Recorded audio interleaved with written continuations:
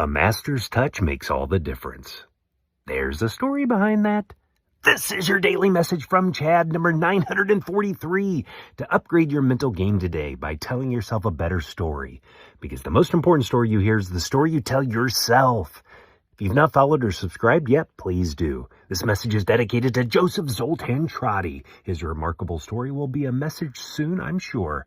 It was good having lunch with you yesterday, Joe. Here's the upgrade. Our mind makes us question our worth, but upgraded thinking knows the difference a master's touch can make. Here's the story. 'Twas battered and scarred. The auctioneer thought it scarcely worth his while to waste so much time on the old violin, but he held it up with a smile. "What am I bid, good folks?" he cried. "Who'll start the bidding for me? $1, then $2, only $2? $2, who will make it $3? $3 once, $3 twice, going for $3.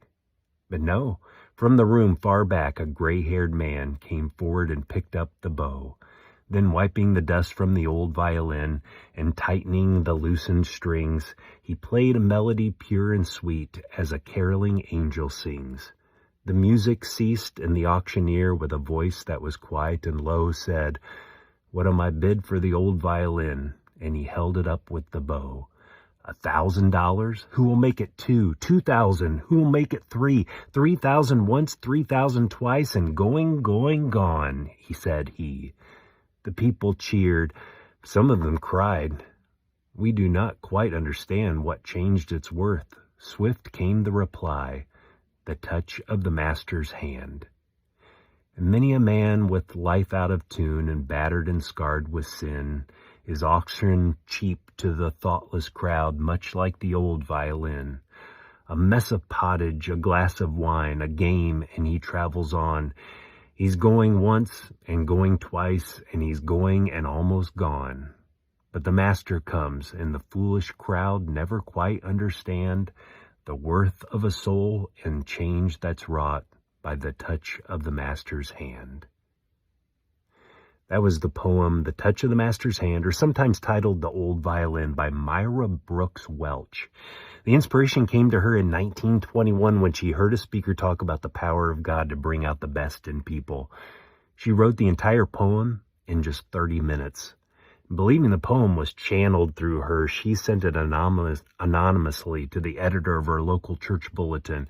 It went viral, as we say today, and was reprinted anonymously or as author unknown at first. Years later, at a religious convention where it was read and credited to no one, a young man stood up and revealed that his mother, Myra Brooks Welch, was the author.